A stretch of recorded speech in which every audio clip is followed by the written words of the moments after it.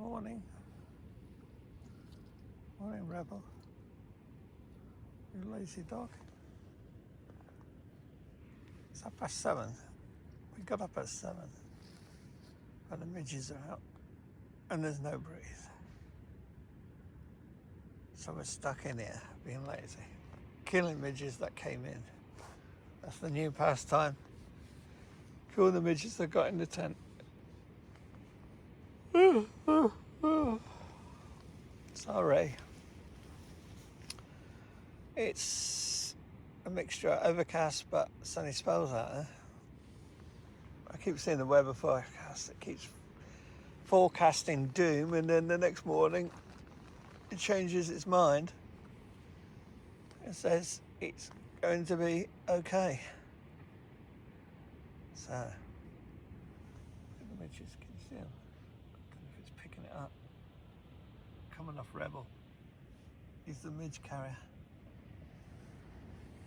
Had a great sleep. Got up through the night as normal. They predicted strong winds. When I say strong, stronger than we've been having, about 17 to 20 mile per hour gusts, and didn't even have a breeze. Heard someone shouting about 10:30 for his mate. He must have been hiking up, probably pitched further up. That's about it. That's the highlight. Someone shouting for his mate. And I've had a long sleep. Good to rest this rib. So I'd like to get out and do breakfast and kind of plan for the day because I've got to pack up. But while there's no wind, it's just been crazy to go out there. So we've got to hope the wind picks up. So that's all I can tell you. Nothing exciting. Rebel moved from there to there. That's all that happened. Stella stayed there and stayed there all night and didn't move. So see you later. And just like that, we got wind. 9:35. Got up about 10 minutes ago. Got a brew on. A couple of protein bars. There's a surfer been in the water. I don't think you'd be doing much surfing, there's no waves. Probably paddleboarding. But now the wind's picked up, I'm happy. It's nothing worse than being tent bound in the morning when you want to get up and just get some fresh air, let alone do anything else. But there's thousands of midges on the netting waiting for you. But it's all the fun of Scotland. You expect it. Longest I've ever sat in a tent is about 10:30. And that was when I was Fisherfield. But now look, feel that breeze. Yes. Makes a total difference. You're probably getting wind noise now, believe it or not. But anyway, check weather forecast. I keep getting reception every now and then. It must be something to do with the weather again. But again, it says dry today and it says sunny this afternoon. And I've seen it say some temps are 20 degrees, which is a couple of degrees up higher than yesterday. So, as I say, we'll still keep to the plan just in case that weather forecast, because anyway, tonight the wind speeds are going to pick up to 37 mile per hour gusts. Now, you know what weather forecasters are like, they sometimes get it wrong. It could be stronger. And I don't want to be on this ledge here if it's hitting 50, 60 mile an hour. We've done that before. So, no, we'll keep to plan. Had 2 lovely days here. We'll push into Sandwood Bothy today and see how the weather goes for the next day and try and get to Strathchailleach Bothy if I can. That's the plan. So beautiful. Right, I'm going to fish my coffee, let my phone charge, and Stella's in the tent. She likes just crashing out. I'm not going to argue with that. And then we're going to start packing up slowly, brushing my teeth, do chores, normal chores, and then we'll take a slow toddle to Sandwood Bothy, about probably around midday. It's not going to take us long, about an hour and a half at the most. That's it, going slow. Right, put you away. You've seen enough. Camp's a mess. I'm not going to break down that wall because someone built it, and the same with the fire pit. I normally would scatter them, but seeing it's Sandwood Bay, and you know, people use it so often, it will come in handy for people with ponchos or whatever to kind of use this miniature windbreak. Won't do much, but someone's obviously done it and designed it, so I'm not going to destroy it. Right, putting you away. 11:14. Clearing camp. Left no trace. You're probably getting wind noise, I apologise. No trace except the stones that are already there, and I'm not going to dismantle them. It seems cruel to do that. Someone else can use it, can't they? It's like a touristy area, so it's not so much wild camping, is it? I know in theory I should dismantle it, but nah, I'm not going to be cruel. I didn't put it there, it was already there. Right, yeah, 11:15 now. Overcast, but warm, very warm. Even with the breeze, I would say 16, 17. It's definitely not cold. And remember I was telling you about that kind of cloud area? It keeps coming in every day and then it goes back out. And that's what I've seen. But there has been a weather warning for the northwest of Scotland of heavy rain and possibility of thunderstorms and strong winds. But I don't think it's going to reach this part of the northwest because we're right on the top. It's more like the Fort William, Glencoe, Knoydart, that kind of area, and pushing into the Cairngorms, I think. But it'll fizzle out by the time it gets to the Cairngorms. But anyway, so we're going to set off to Sandy's Hut in a minute, which is a nice trek. I don't feel too bad. Ribs give me some stick. It's so sore, but there's not much I can do about that. That's got to just settle down its own time. It'll take weeks, that. These two are just being little so-and-sos. Right, we're going to move out. Got to rig him up. And then we're going up there. And more or less to the right.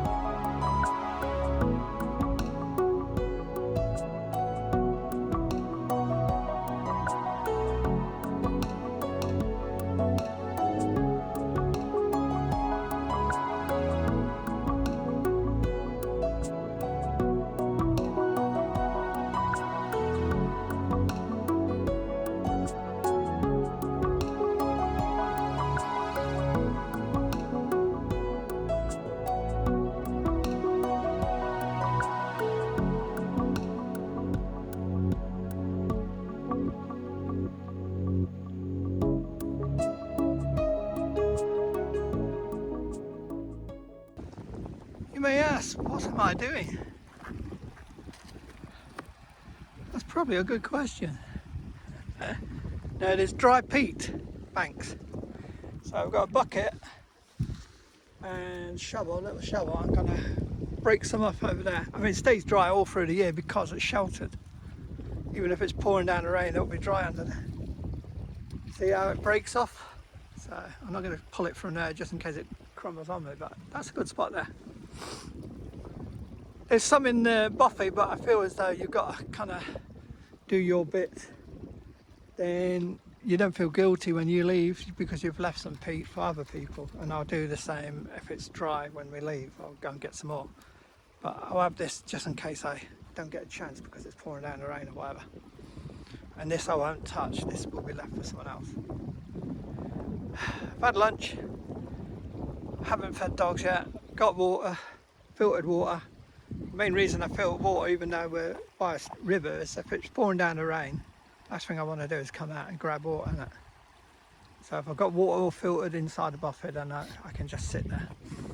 As I say, I've got peat inside, someone else cut. So it's a slow burner, you don't need much of it. And it's just getting ignited. I've got paper in there, someone's left paper and rubbish and junk. You'll get everything going and it'll catch. Right, wish me luck. Hopefully they don't fall down and crush me to death. It looks small. It's about that size. It's about twice the size of me. Good stuff, but it's not good for the environment, I hear. Rebel, stop picking ticks up, please. So there's my bit of, well, I tell you what, it's heavy. There's the ones that were there before. I'll make sure there's at least one there, probably two. There's some wood. Bit of fire starter, not much. I don't worry about much. Oh, there is a bit of fire starter there. Just make sure I chip enough wood up to get it burning. Once it starts, then we'll get going.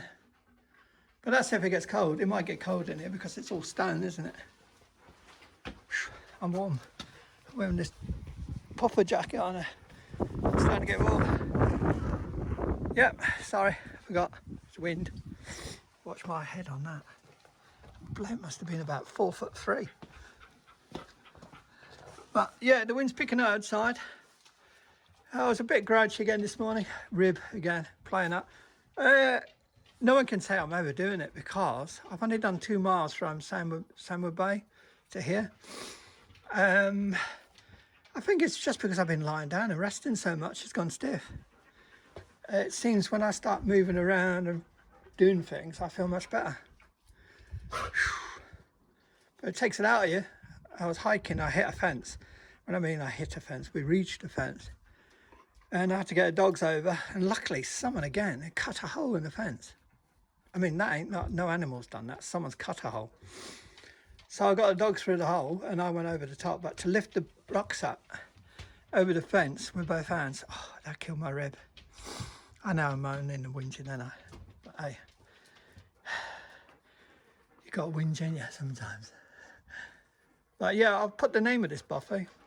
It's Strathchailleach or Strathchailleach or something like that. Only about 2 miles. When I say 2 miles, normally you go the river way, which will be longer and that weaves. So I'd say about 2.5, 3 miles that way. But I cheated, I came across the tops. And when you come across the tops, if you're going back, aim for the summit. You'll see the summit of overlooking Sandwood Bay. That's what you're aiming for. But this is grass and boggy. That bit there looks like hillocky, doesn't it? But over the top there, it's all flat like a table. And it's very marshy. I mean, very marshy. Stella went in front of me and I was just thinking about my rib. And at the time, took my eyes off her and next minute, boom, she was down to her chest. So if I'd gone there, woof, I'd been down to my thighs. So as soon as I saw her do that, it woke me up from kind of, you know, in autopilot, and I started watching where I put my feet because it was really bad at the top. Now, if it heavy rains in the next 24, 48 hours, whenever we leave, and we get a lot of heavy rain, I'll go back the river way because to go over there, it'll be saturated, the ground, and it'll even be worse. And there is a little track leading up to the fence. You won't see it because not many people have been using it. And it takes you up to a livestock fence, you know, trying to keep the sheep in, I guess. I was chatting to a few people yesterday that were passing by. Some wanted to do the Cape Raft, but then they realised the ranges were shut last minute. So they were stopping at Sandwood Bay for the night and then going to turn around and come back another day. But they're all saying the same. A lot of the trails are not showing signs of being used this year. Whereas last year, they said everyone was saying it was very busy. But this year, I've noticed when I come over the back of Sandwood Bay and down some of the areas I used to come, I've noticed the trails are overgrowing and there's not much. Rebel, leave that alone, please. Eating sheep poo. So yeah, I don't know what's happened. I think it was post-COVID, you know, everyone went crazy and got out. And then that's all died off, and now with the hot weather and all that, I guess people are just not getting out as much because it's just too hot some places. But it's given a chance for all the area to regrow. So when you're coming over the tops, you only see maybe 1-2 tracks, and they're very faint.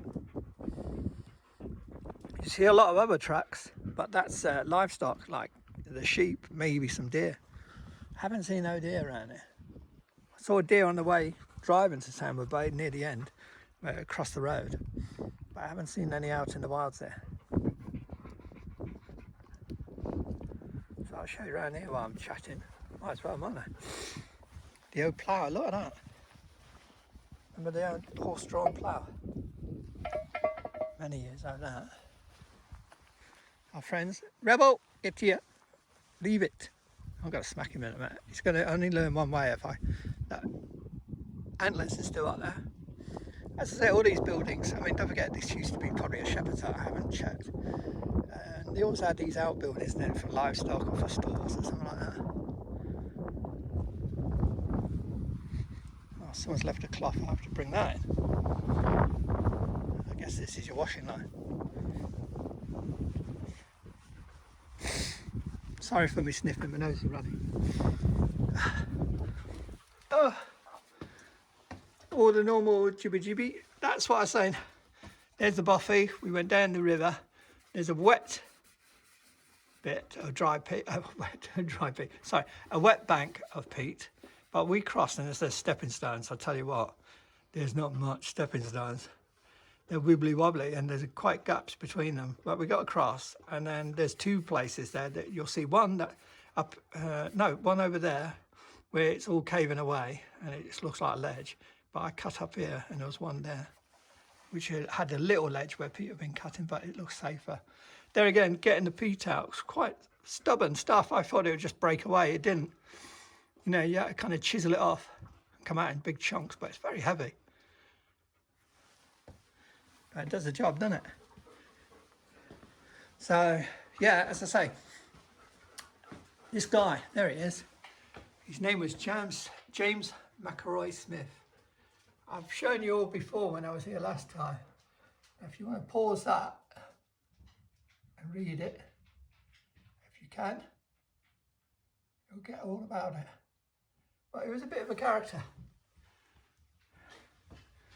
He was not he wasn't a spring chicken, but these are his paintings. And you do have a presence. Not today. Last time I came, I could feel a presence. Today, it don't feel so eerie. Don't know why. Maybe it's because it's early in the day. This room gave me a vibe. I think it's just the pictures. It was dark, you know. But other people said the same.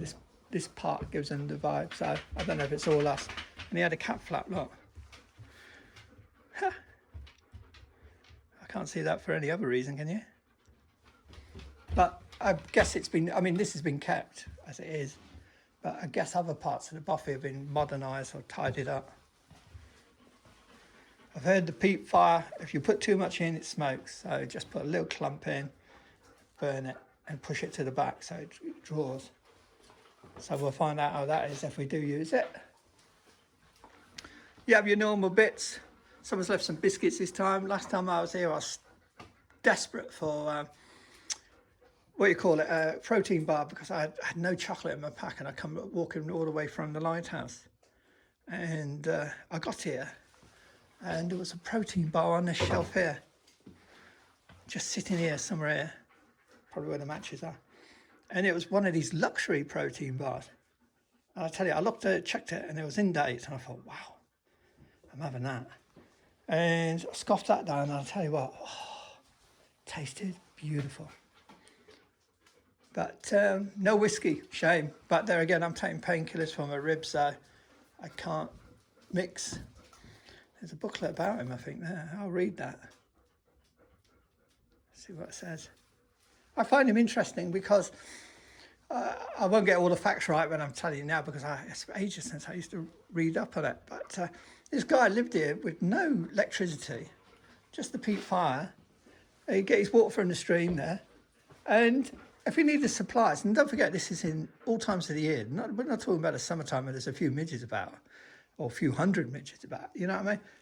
We're talking about winter time, in the gales, in heavy rain, blizzards. He used to go, I think it was about, let's see if it says on there. I don't know how many miles it was, but it was quite a few miles. He used to walk Strathchailleach Bothy. Strathchailleach Bothy, I don't know how far that is. It's got to be a few miles. I'm guessing 7, 8 miles, I'm guessing. You know what I mean? Because I haven't got the map on me. Over this, in winter and in heavy rain, and I'm moaning about a rib. Leave that alone, you. So imagine it. In these kind of conditions, this is like summertime. Going down to get your water when it's snowing, icy, it's raining, having a wash when it's freezing, it's blowing like this. And this guy lived up here and loved it, but he was a bit of a character. Hey, leave it. I hear when he used to go to get his supplies in this village, more or less not daily, but near enough, he used to kind of get drunk in the local boozer. And they'd find him asleep in bus shelters and on the grass somewhere, and they'd have to wake him up, and he'd kind of be grumpy and kind of stroppy, and then he'd pick his gear up and off he'd go back home here. But he was definitely a character. Anyone that can survive out in these conditions, you know.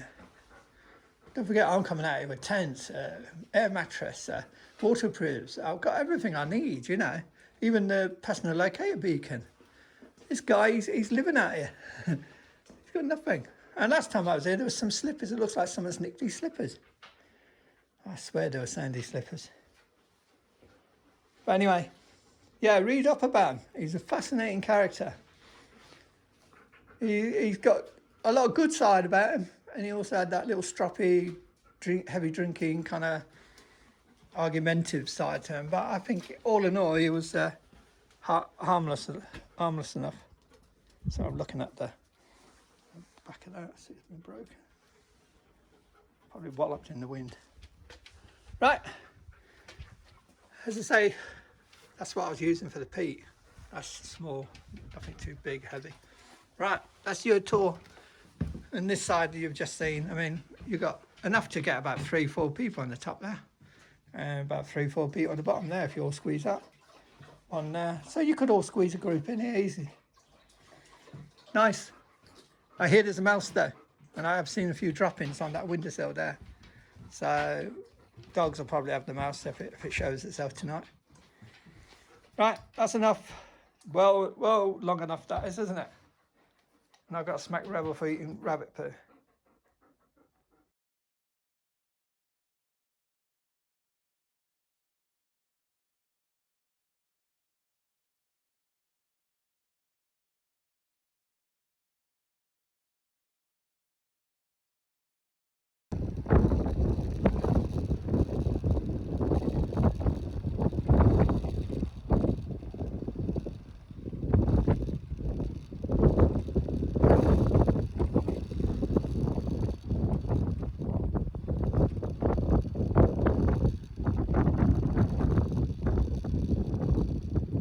All set for the night.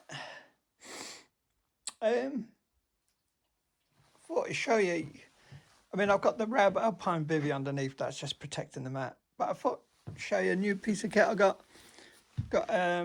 Montbell Down Hugger number 2 sleeping bag.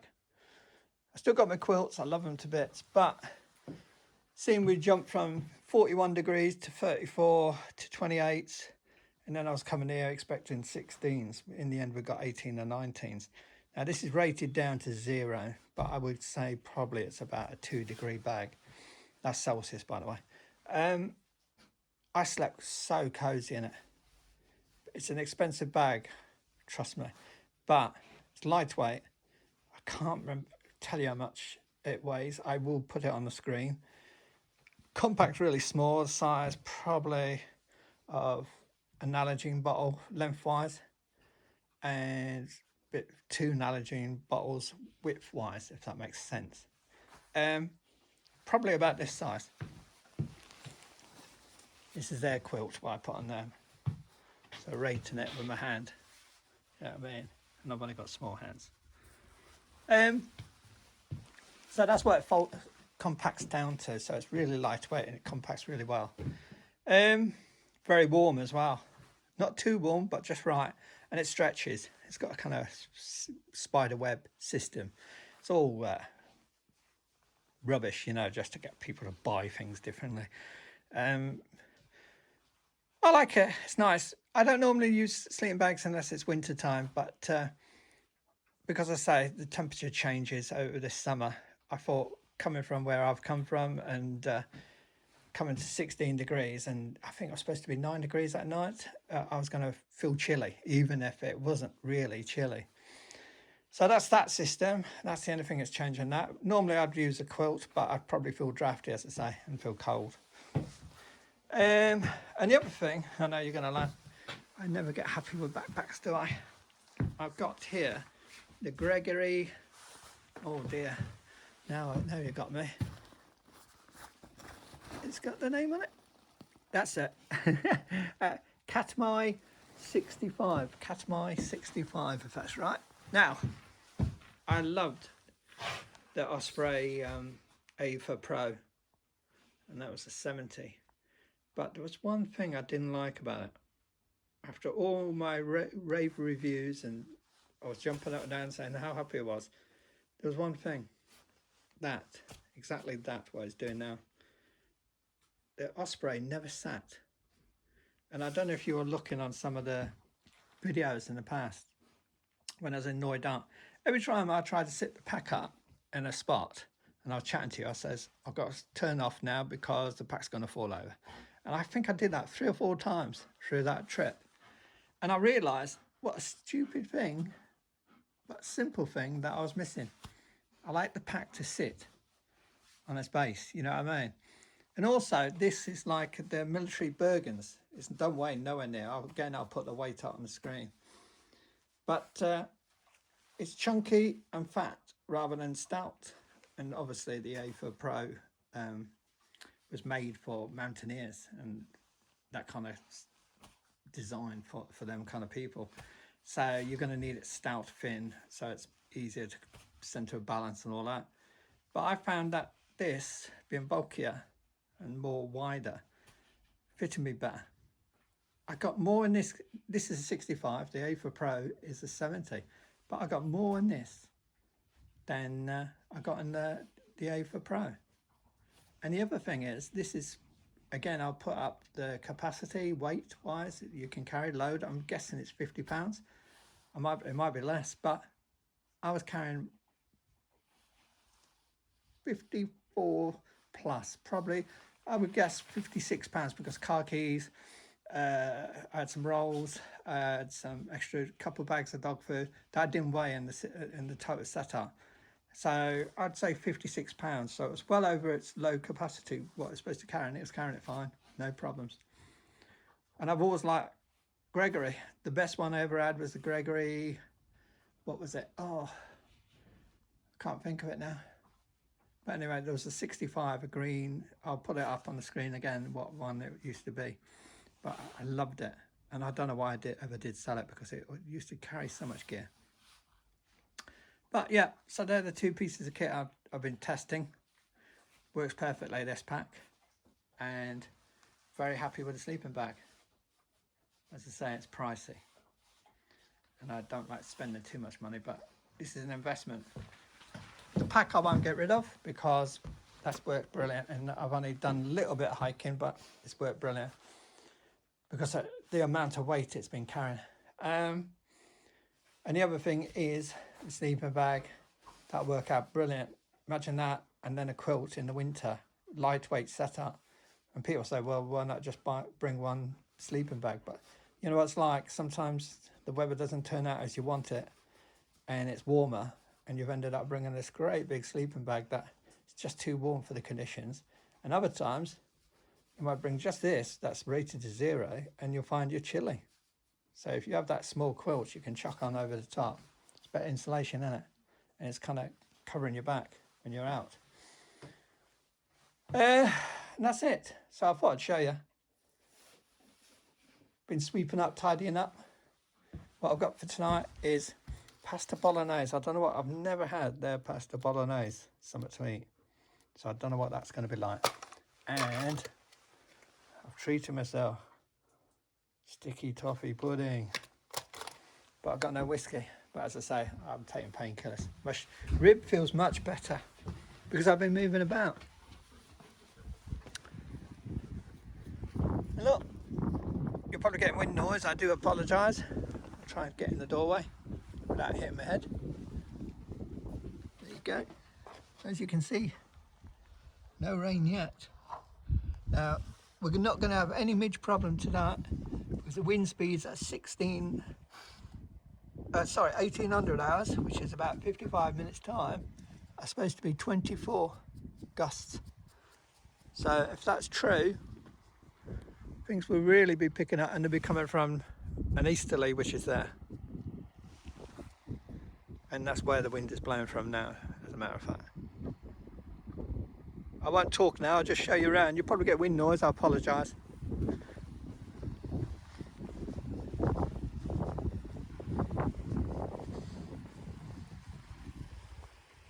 It's not too bad, it's quite quiet around here. We've got our friends, the sheep. A minute ago, one was hiding in there, in the corner. It's obviously done it in the past. I didn't even know it's there. Rebel kind of picked up straight away. I'm like, what's the matter? And all of a sudden, this sheep bolted out. Scared of both of us, I think. But he knew there's something there. No sign of life, no sign of people. I'm a bit surprised, really, because it's weekend. You think maybe someone will sneak up here and take a couple of days up here. Oh, one thing I will tell you. I'll wait till I get in the buffet.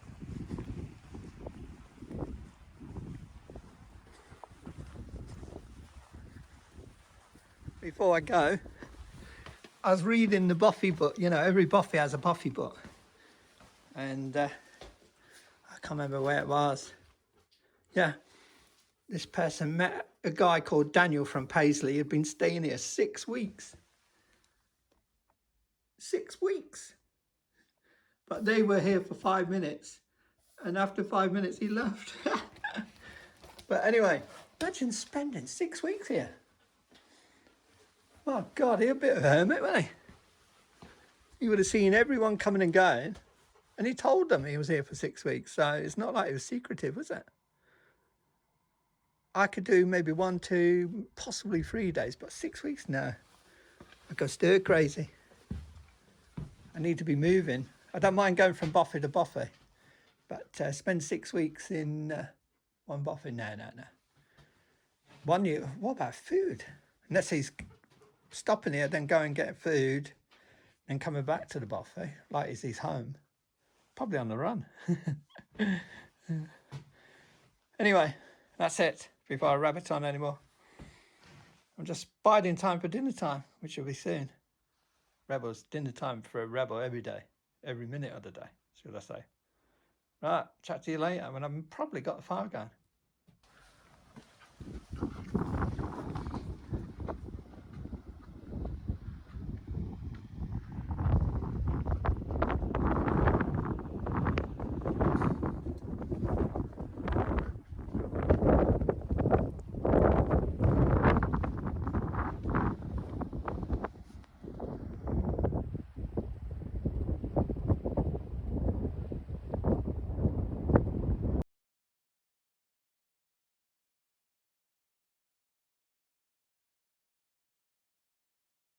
6:15.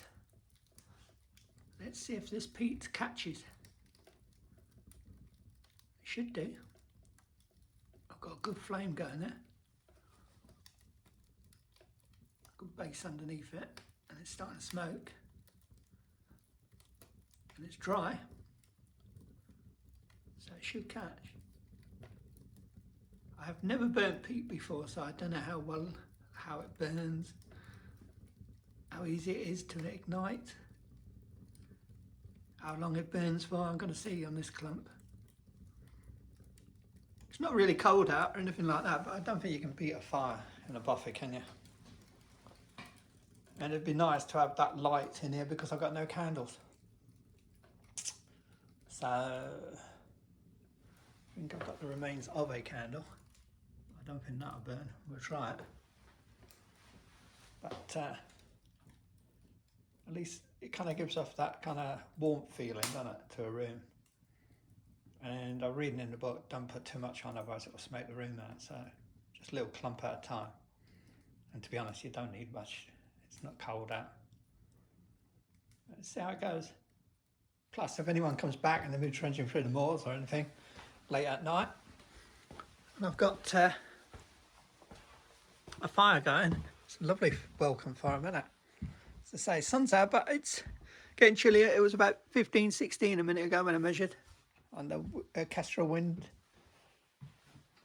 temperature gauge, sorry. And temperature is dropping, the wind is picking up. Bed set, as you saw. I had my dinner. I had something to eat, spaghetti bolognese. It was beautiful. I mean, I normally stay off some things because they can be either too sicky feeling, can't they, spaghetti bolognese when you're out. But this was really nice. I'll definitely buy them. Not too sickly, not too pastorish. You know, it was just right. For me, anyway. Then I had sticky toffee pudding, which I boiled in that pot. Don't ask me how, but I did. And it came out steaming. Lovely. Nice and hot. Dogs are being fed. So I'm going to get changed into my evening gear in a minute. I just want to see if this fire catches.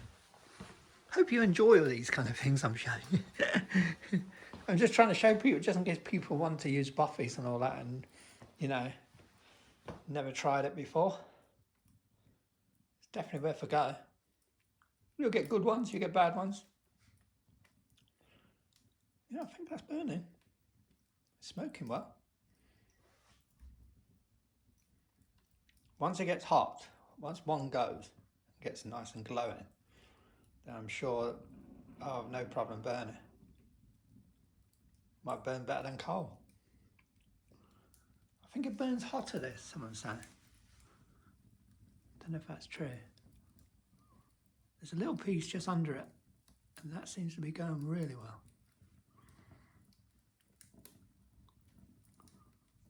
So I use a bit of the cardboard people left packets, you know what I mean, empty packets. Don't know why they leave the bottles and all that. I brought a bottle and I'll take it out. But the packets came in handy. Give me a chance to get the fire going. Warm it up. I think it makes you dozy as well, doesn't it, watching a fire burn. Right, I'm chatting too much, aren't I? Sorry, I just like sharing. It's such an experience. You've got to do it if you've never done it and you want to do it. If you don't want to do this kind of thing, then fair enough. But if you've ever been thinking about doing it and kept putting it off, give it a go. You won't regret it. Yes, you'll suffer some pain. You'll get soaked sometimes. You'll get bruises. Maybe you get blisters. But trust me, all them negatives are outweighed by this sense of being in a remote area, a sense of peace and quiet. Listen. Yeah, there's a wind roaring outside there. This building is really solid. The walls, look at them. They're about 3 foot wide, thick. So I'd take a hurricane this place.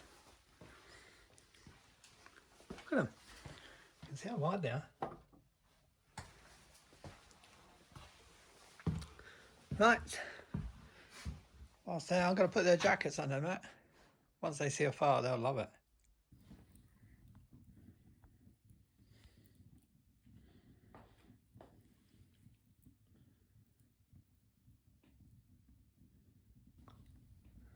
That's better. And it's thrown out some heat. Wow. Rebel's being nosy. You being nosy about Rebel? Look, there's nothing interesting. I'll go now. Thank God for some wood. I didn't cut this. Look, someone's been cutting fence panels. Oh, post off. And cutting them into chunks. Luckily, someone left them on the fire. This is before my time. But they're like this, and you can see where I've been trying to cut that one. I was splitting them into little segments. And they burn really well. So they get a good fire starter for the peat. And it's burning, because when I'm outside I can smell it. But you don't see much. It's not like coal when it starts glowing. This is burning, but you don't see much. But it done throw some heat out, I tell you. Quite impressed. I mean, I can't build it up much more because it starts smoking, and you can see what's happened in the past. People have put too much in the fire and it's ended up smoking the room out. The aim of the game is just a little small fire, and it burns good. What time is it? 7:05. I'm more memorised watching the fire now than actually looking outside or doing anything else. It's soothing. Making me tired, you know, makes your eyes tired, the heat. It's nice. The only thing's missing a glass of whiskey. And maybe some nice company, you know, another hiker or something like that, so you could exchange stories. But apart from that, it's perfect. Now, tomorrow morning, I'm expecting it to be raining. I'm expecting a wet start. So, no diving out of my sleeping bag in the morning. No race, nothing to do. Stay nice and cozy, listen to the rain. Get up when I get up. We've got everything we need in here. We've got heat, warmth, food. I've even got water filtered. So, what more could you want? I've actually got some peat to burn. Wow. First time burning it. Quite weird. Didn't know what I was expecting. I was expecting to be glowing when it gets hot. But what happens, it seems to just burn. I've got some wood in the middle there. I'm trying to get the heat up, you see, so it catches, and it is. You can see it down here. Down at the bottom. Sorry, you probably know all this. It's in the bottom there. Nice orange glow. So it's burning. But it's definitely not like coal. It's not environmental friendly either.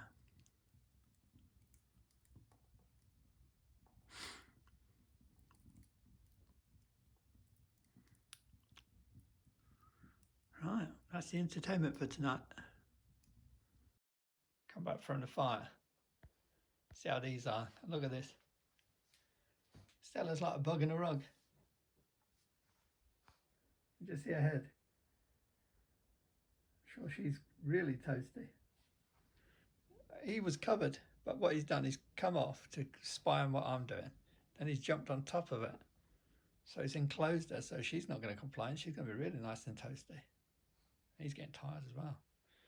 Well, look, because my bed is slightly waterproof, he stuck his nose after having a drink up here and got my bloody sleeping bag wet. Sorry for swearing. Oh, he's so annoying.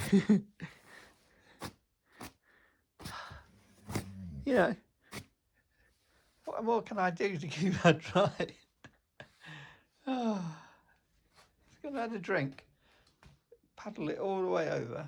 Thought, what's on that sleeping bag that could interest me? And then dripped it all out the water on there. And then, look, he's even dripped it on some of his idiot.